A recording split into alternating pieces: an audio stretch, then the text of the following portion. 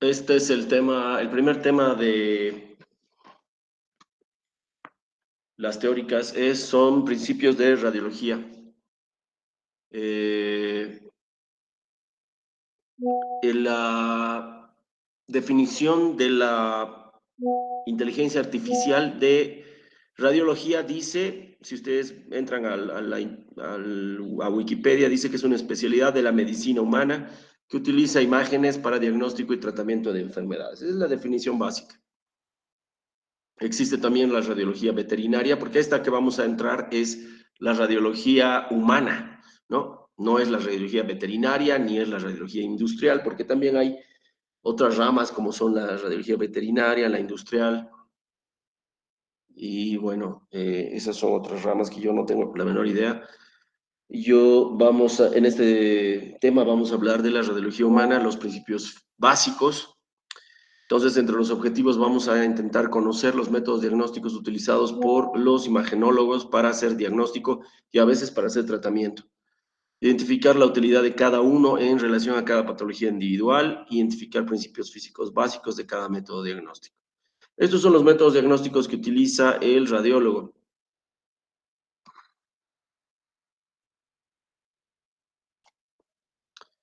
Los rayos X y los que no son rayos X. Los que producen rayos X, Doctor, radiación ionizante, y los que no.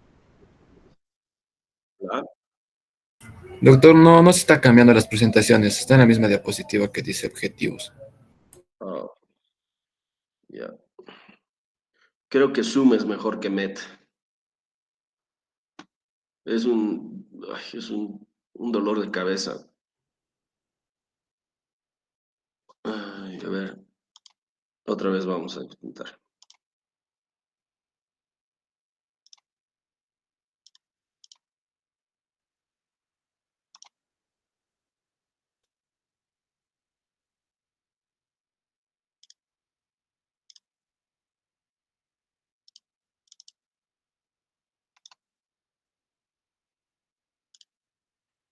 Ahí se ve si se puede, si cambia.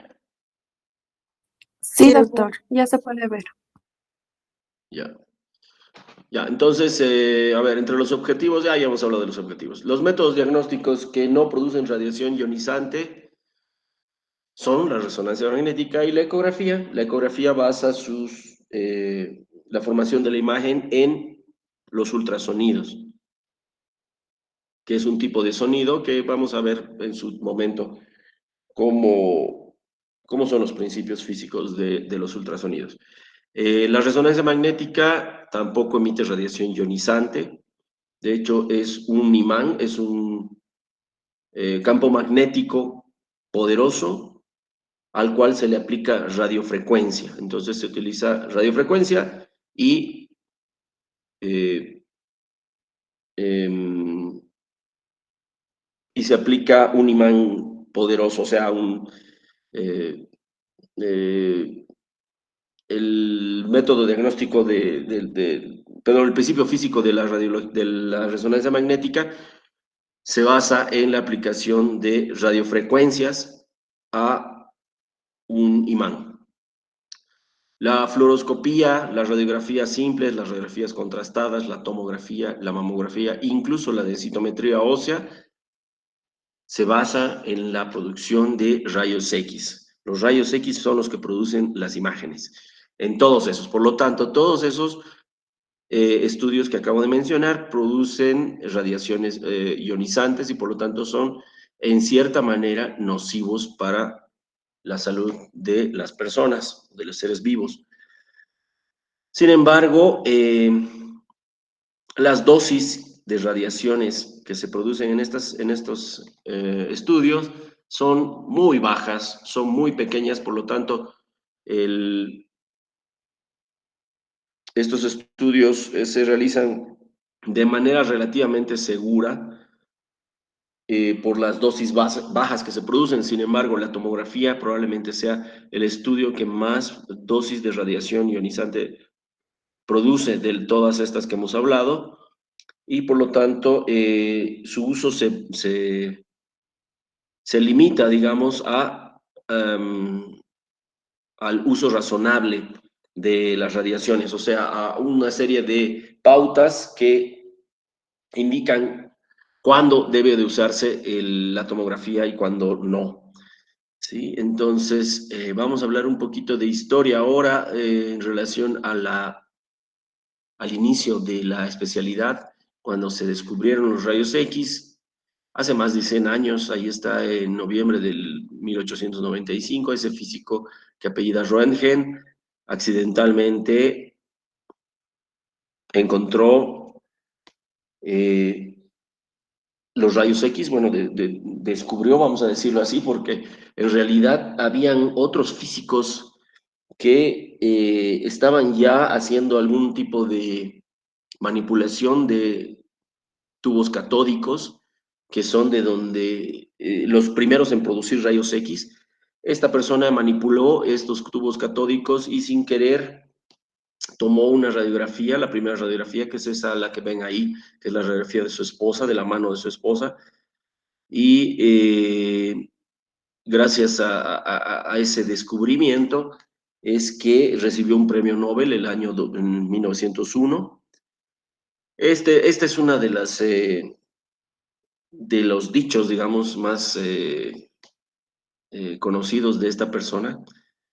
Dijo, he descubierto algo interesante, pero no sé si mis observaciones son correctas. Eh, Obviamente descubrió la manera de ver el interior de una persona sin necesidad de cortarla. Pues gracias a eso obtuvo ese premio en 1901. Para entender un poquito cómo se forman los rayos X o cómo funcionan los rayos X, uno tiene que saber algo de los espectros electromagnéticos, saber cómo viajan este tipo de energía, cómo viaja, cómo se mide y algunas características. Los rayos X, al igual que la luz, al igual que por ejemplo, que las ondas de radio, los microondas, los rayos gamma, todas estas energías, vamos a llamarlos así, porque son un tipo de energía, viajan en forma de ondas. Ahí arriba de esta fotito, si se fijan, se ven unas líneas, ¿no? Que tienen una forma de onda. Tienen una cresta y tienen un valle, tienen una cresta y tienen un valle, ¿no?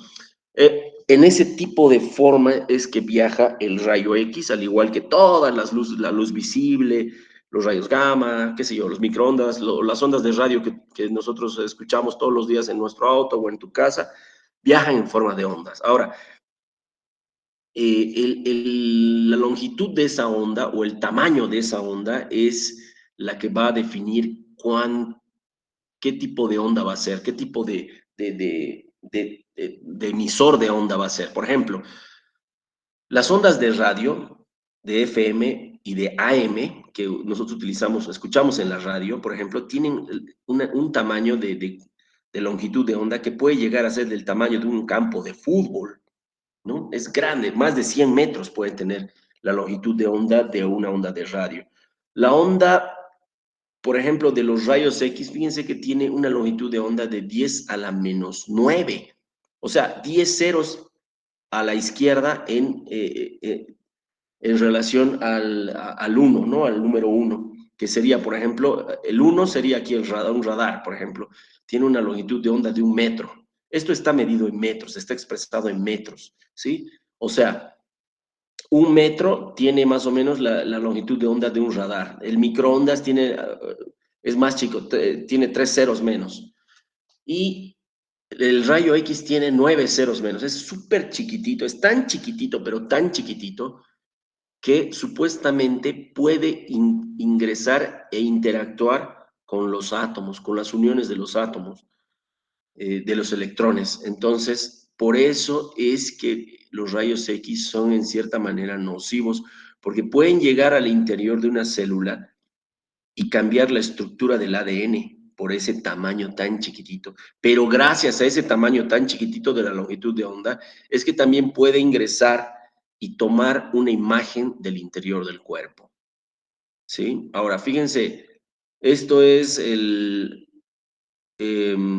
Esto es las escalas de onda, de colores visibles, de la luz visible que el ser humano puede ver.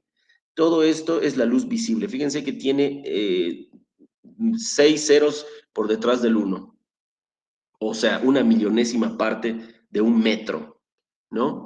En este espectro, por ejemplo, hablamos ya de nanómetros, 400 nanómetros, 500 nanómetros, 600, 700 nanómetros. La luz roja, por ejemplo, tiene una longitud de onda de 700 nanómetros. La luz azul tiene 400 nanómetros, ¿no? Fíjense que el rayo X es más chiquitito que esto, más chiquitito todavía. Es por eso que puede ingresar al interior de la célula y producir cambios, ¿sí? Y más allá, más chiquitito todavía que los rayos X, más nocivos que los rayos X, son los rayos gamma. Estos rayos gamma, fíjense que tienen 10 a la menos 12, 10 a la menos 13 de metro de la longitud de onda. Son súper chiquititos y se usan, por ejemplo, para hacer radioterapia. Las personas que tienen cáncer y que van a recibir radioterapia utilizan rayos gamma y son súper nocivos. Estos sí son súper nocivos porque pueden producir efectos sobre los tejidos, ¿no? Por ejemplo, quemaduras. De hecho, esto se modula para hacer la radioterapia, los productores de rayos gamma. Y son los equipos que producen los rayos gamma, por ejemplo, son los equipos de radioterapia, los aceleradores lineales. Y los equipos de rayos X, el tomógrafo, el mamógrafo, el densitómetro, pues están aquí en los equipos de rayos X, ¿no? Muy bien.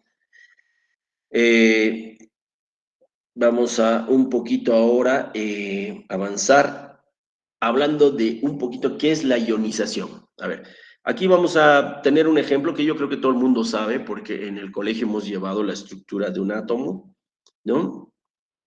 En la parte central tenemos un núcleo, en el núcleo tenemos una serie de neutrones y protones que tienen la carga positiva y unos electrones que tienen carga negativa y que los electrones están en la parte externa del átomo dando vueltas o girando alrededor del núcleo, ¿no? El rayo X es un fotón, es una energía que va a gran velocidad. Todas estas, bueno, me olvidé decirles, la característica de todas estas es que van a la velocidad de la luz. Toditas estas, los rayos X, los microondas, la radio, todas estas van a la misma velocidad, van a la velocidad de la luz. Pero lo que los diferencia son la longitud de onda que tienen. ¿Sí? Eso es lo que me olvidé decirles. Entonces, un rayo X al atravesar un átomo tiene una longitud de onda tan chiquita que puede romper, por ejemplo, una unión disulfuro del ADN, por ejemplo. Y por ese motivo es que se puede producir un efecto no deseado, un efecto nocivo en la salud de una persona. ¿Y qué es la ionización? La ionización es el producir una carga en un átomo que previamente no tenía carga. Por ejemplo, en el caso de los rayos X, la radiación llega al electrón y lo bota de su órbita, lo saca de su órbita al llegar a esa radiación y al quedar un electrón menos en este átomo queda cargado en forma negativa, ¿no? Entonces, eso se llama ionizar, el sacar un electrón y producir una carga, quedar ionizado o quedar cargado en forma negativamente ese átomo. Eso es la ionización. Entonces, esa es la base por la que se llama radiaciones ionizantes. Los rayos X son radiaciones ionizantes, ¿sí? Entonces, bueno, fíjense que los rayos X pueden producir una ionización en un átomo o en una serie de átomos, pero la dosis, todo influye en la dosis de radiación, ¿no? O sea, una dosis pequeña, pues probablemente va a producir un efecto en algo muy pequeño, pero una dosis mayor, una dosis grande por ejemplo, de los rayos gamma, o una dosis muy alta de rayos X puede producir ya en más lugares, en varios lugares, alteración de esto, porque el mismo cuerpo tiene maneras digamos, de curar o de, ¿cómo se llamaría? ¿Cuál es el término? De reparar ese daño, ¿no? Hay un sistema de reparación de ese daño, pero cuando son demasiados, ya el cuerpo humano no tiene tiempo de hacer esa reparación y se produce una alteración un efecto nocivo directo en la persona. Por ejemplo, cuando se ha tenido una dosis grande de radiación, por ejemplo, en rayos gamma, cuando se lanzaron las bombas atómicas, las personas, ese momento, muchas murieron en ese momento, pero muchas murieron a las horas de haber realizado la exposición debido a la esfacelación de sus mucosas, a la lesión aguda, digamos, por múltiples alteraciones en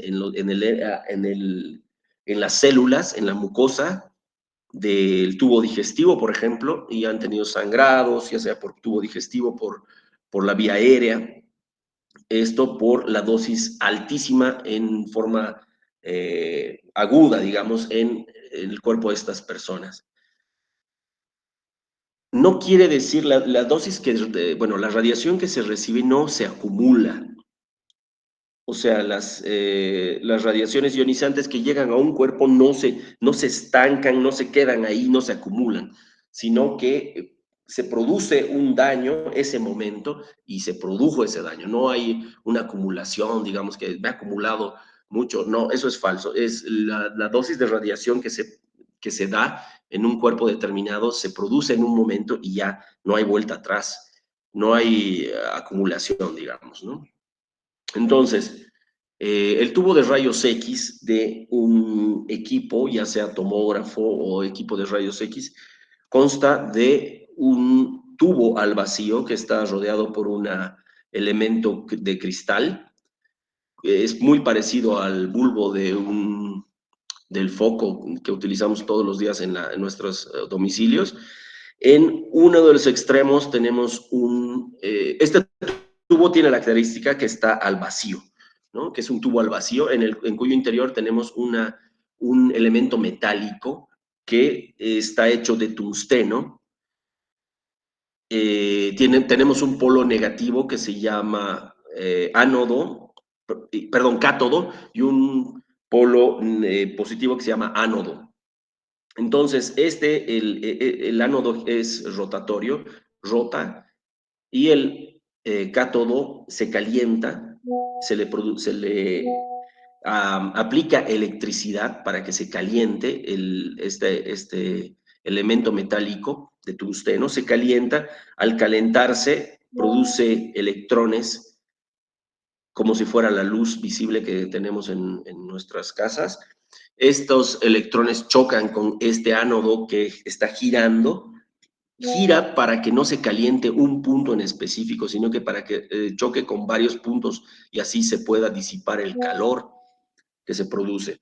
Entonces, al chocar estos electrones con este ánodo que también es de tungsteno y que está girando, se produce los rayos X. Al chocar con mucha fuerza, se producen los rayos X. Los rayos X es igual que los rayos, que la luz visible se dispersa por todo lado, hacia todas las direcciones, pero al ser este tubo de cristal cerrado en otro tubo de metal, o carcasa que también se llama, los rayos X no salen, excepto por un lugar que se llama ventana. Por esta ventana es que los rayos X sí se pueden salir y uno puede dirigir los rayos X, llamados, en este caso, los que salen por esta ventana, haz primario, salen, y esta ventana uno puede cerrarla o abrirla de acuerdo a las necesidades que tiene, gracias a un aparato un diafragma de plomo que se llama colimador.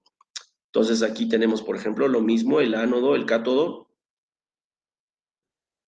y el ánodo es rotatorio, el cátodo, aquí está el alambrito de tungsteno, que al calentarse, al ponerse electricidad, produce electrones de alta velocidad que chocan con este ánodo rotatorio. Al chocar se producen los rayos X por todo lado, pero por la ventana sale.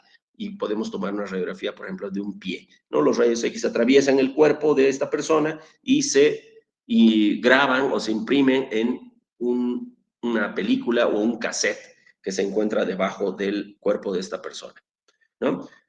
Entonces, aquí tenemos un colimador que puede abrirse para que salga más radiación y pueda tomarse una parte del cuerpo más grande de la persona, o puede cerrarse para que se tome una parte pequeña de la persona. Muy bien, tenemos equipos de rayos X estacionarios como este, o móviles como este, perdón, o basculantes como este. Por ejemplo, este es estacionario, una persona se acuesta acá en esta mesa del equipo. Esta mesa se mueve de derecha a izquierda, de arriba hacia abajo, pero no bascula, no se pone vertical, horizontal, semivertical, digamos, ¿no? Entonces, hay otras que sí pueden hacer con un telecomando, un comando que uno puede girar para pulsar algunos botones para que esto se ponga vertical o se ponga horizontal o se ponga en forma oblicua para poder tomar radiografías en esas posiciones.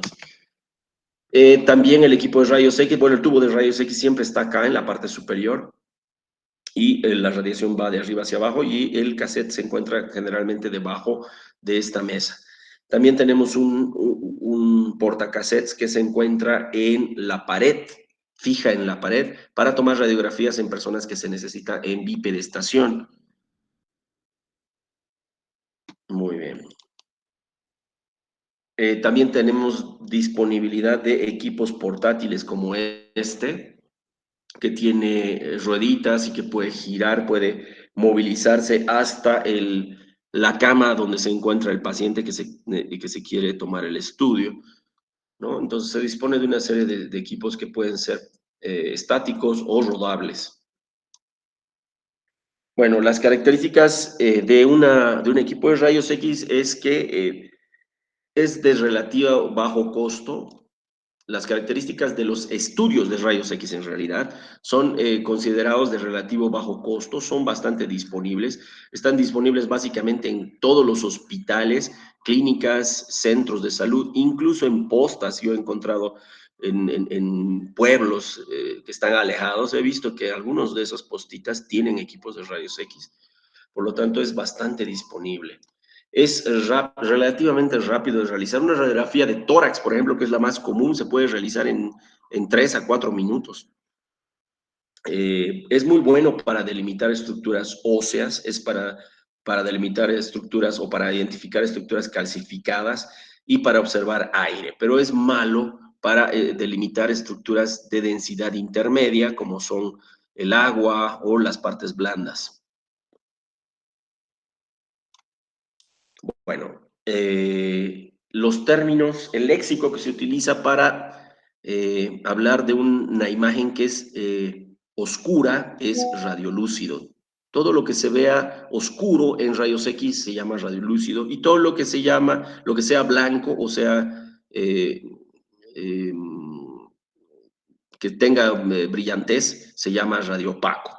Si se fijan, todo lo que sea duro, todo lo que sea difícil de penetrar, como el hueso o como el metal, se va a llamar radiopaco, ¿no? Va a ser blanco. Y todo lo que sea fácil de penetrar, como por ejemplo el aire o la grasa, esta línea es grasa, o esto es aire, se va a ver oscuro y se va a llamar radiolúcido, ¿sí? Entonces, en esta parte es que tenemos que hablar de las 5 densidades radiológicas básicas que siempre les comento a mis estudiantes de prácticas que tienen que memorizar. Desde la más densa, que es el metal, hasta la menos densa, que es el aire. Esas son las 5 densidades radiológicas básicas. El metal, el hueso, el tejido blando o agua también.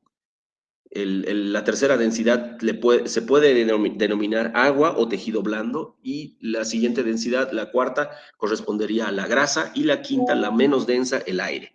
Esas son las 5 densidades radiológicas básicas, y como se dan cuenta, en la escala de grises, de lo más blanco a lo más negro, siguen en un orden, ¿verdad? Lo más denso sería el metal y lo menos denso el aire.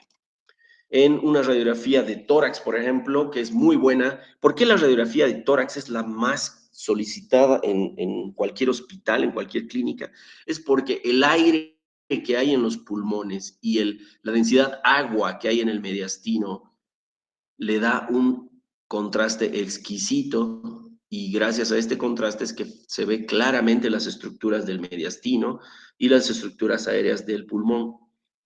En este caso, por ejemplo, el corazón, podemos ver la silueta cardíaca, podemos ver la silueta del borde izquierdo del corazón, la silueta del arco de la aorta, podemos ver la vascularidad de los pulmones, gracias a que hay aire al lado de él, y ese aire le da contraste, un contraste natural, ¿verdad?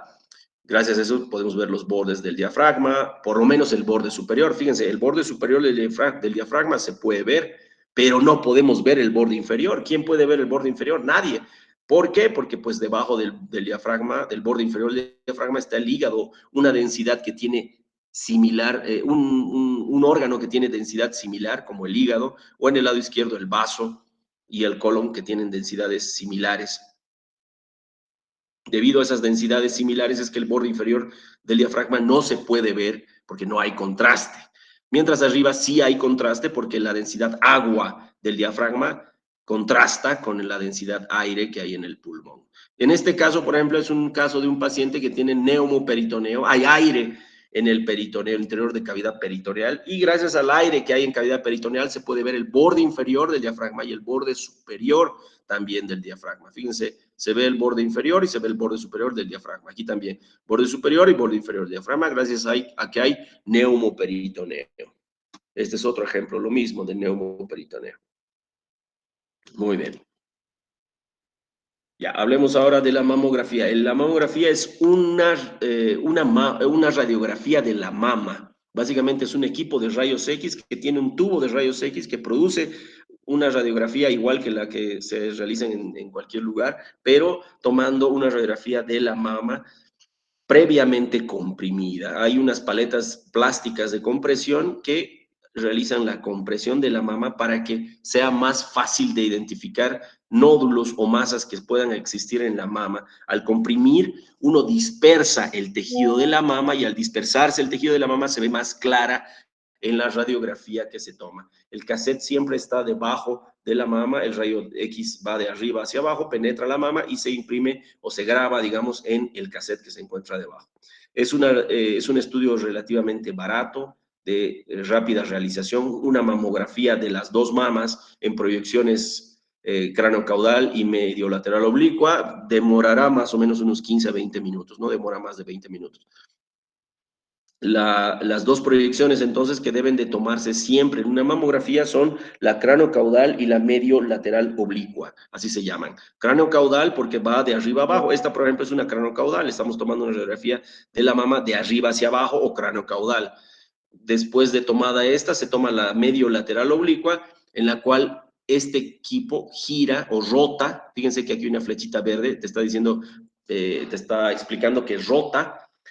Todo el tubo rota un poquito, unos 40 grados más o menos rota, y la mama es comprimida de medial a lateral, y se toma la radiografía en esa proyección, ¿no? Esta es la otra proyección. Los requisitos para poder realizarse una mamografía es que tenga tenga más de 35 años, ¿no? Mucha gente pregunta, ¿por qué? ¿Por qué? ¿Por qué no? ¿Por qué no se puede hacer a una chica de 15, de 20 años? Porque las mamas de esa persona son muy densas, tienen mucho tejido glandular, y además no es bueno irradiar a personas menores a 30 años. O sea, irradiar tan pronto no es aconsejable. Entonces, siempre se realiza en mujeres mayores a 35 años. La sensibilidad de la mamografía, del diagnóstico en la mamografía, depende de la densidad de cada mama. Fíjense que hablamos a cada rato de la densidad de cada mama individual. Las mamas de una mujer joven no es lo mismo a una mama de la mujer que tiene más de 35 años, de una de 60, 70 años, no es lo mismo. Ahorita vamos a ver algunos ejemplos.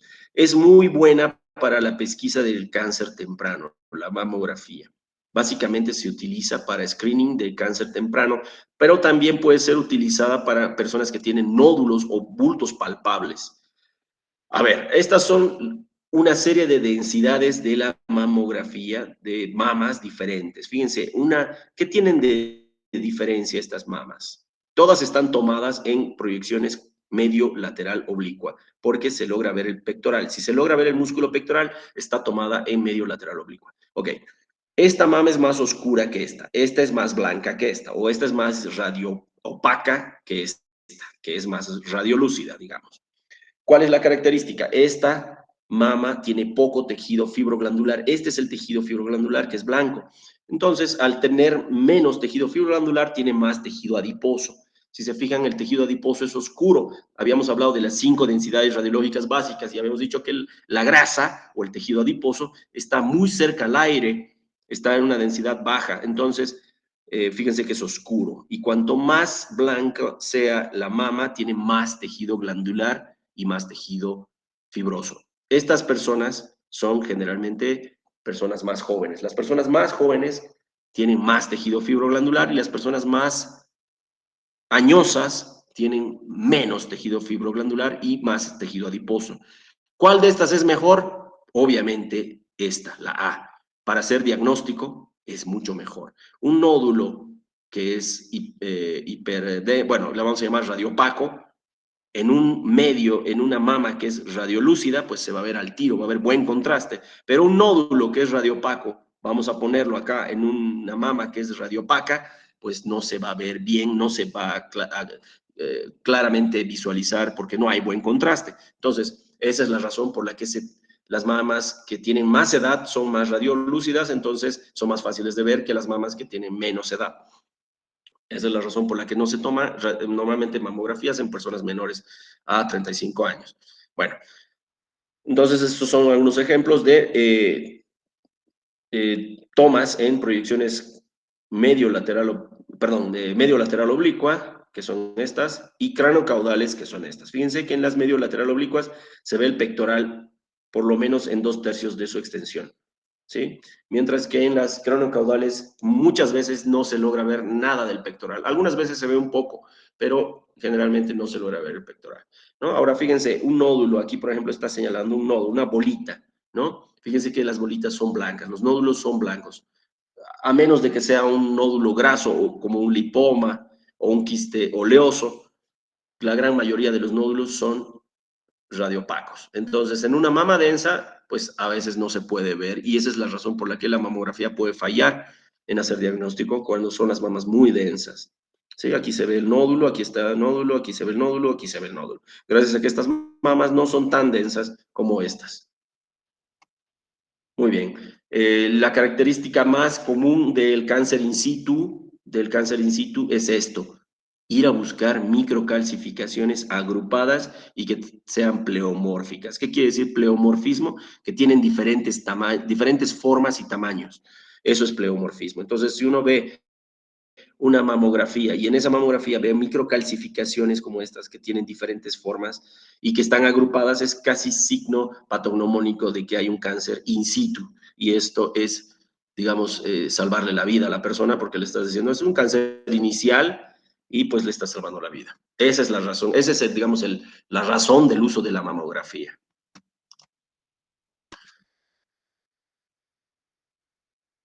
Hablemos ahora de la tomografía. El tomógrafo también es un equipo que emite radiación ionizante, al igual que los rayos X simples. Bueno, de hecho, el tomógrafo tiene un tubo de rayos X que da vueltas, que gira alrededor de un paciente, de una persona, ¿no? Es más o menos disponible, la disponibilidad es relativa en estos pacientes, en este método de diagnóstico. Es relativamente caro. La realización de una tomografía, lo más barato creo que en nuestro medio es de 400 a 500 bolivianos, creo que es el estudio más barato que se tiene, está en relación a los 400 a 500 bolivianos. Muchas veces necesita necesita de que la persona se quede quieta durante por lo menos unos 10 a 15 segundos, dependiendo de el tipo de estudio que se va a realizar. Pero la necesidad de quedarse quieto, estático por el paciente es importante, debido a que el movimiento hace que las imágenes salgan de poca calidad. Es muy bueno para observar órganos internos, para observar al menos estructuras calcificadas, huesos, cerebro, columna vertebral. Es malo para partes blandas que son muy pequeñas, como por ejemplo ligamentos o tendones, o para ver cartílago. Vamos a hablar un poquito de la historia. Aquí está esta persona que se llama Godfrey Hounsfield. Fue la primera persona en hacer un tomógrafo. Fíjense el año, bueno, él nació en 1919 y el 2004 falleció. Pero fíjense, el tomógrafo que inventó era solamente para ver cerebro y se hizo el año 1972. Y en el 75 ya pudo realizarse un tomógrafo para poder ver lo restante del cuerpo, para ver abdomen, para ver tórax, para ver lo restante del cuerpo, ¿no? Entonces, fíjense, este es el primer tomógrafo, aquí está el tubo de rayos X, y el tubo daba vueltas alrededor de la cabeza de la persona que se quedaba acá, y pues estos estudios, por ejemplo, los antiguos demoraban más de 1 hora. Actualmente los tomógrafos de cráneo pues demoran 5 a 7 segundos, ¿no? Bueno, la casa disquera que se llamaba EMI, que son las que grabaron los discos de los Beatles, fue la única empresa que dijo que sí iba a invertir, le dijo sí a este señor, al señor Godfrey Hounsfield, le dijo sí, yo voy a invertir contigo para poder hacer un tomógrafo. Él creyó en esa persona y pues gracias a esa casa disquera es que se invirtieron en esta persona y se hizo el primer tomógrafo. De hecho, el primer tomógrafo creo que se llamaba EMI Scanner, gracias en honor a esa casa disquera, ¿no? Entonces, fíjense las primeras imágenes, qué feas eran, ¿no? Son imágenes súper pixeleadas del cerebro, pero pues para ese entonces era el boom de la tecnología, ¿no? Poder ver el interior del cráneo de una persona era impensable en ese tiempo. Y bueno, los nuevos tomógrafos ya, pues la calidad de la imagen es muy superior, pueden hacer reconstrucciones coronales, sagitales, oblicuas, y los tiempos también para realización de estos estudios son mucho mayores, mucho más rápidos, ¿no? Además, la dosis de radiación, cada vez que se van lanzando nuevos tomógrafos, la dosis de radiación también van tendiendo a ser menores para tener menos efectos adversos en las personas que reciben estos estudios. Bueno, para la siguiente, aquí vamos a quedar la teórica. La siguiente clase teórica vamos a hablar los principios físicos de la tomografía y de los ultrasonidos, así como de la resonancia magnética. Gracias. Hasta luego.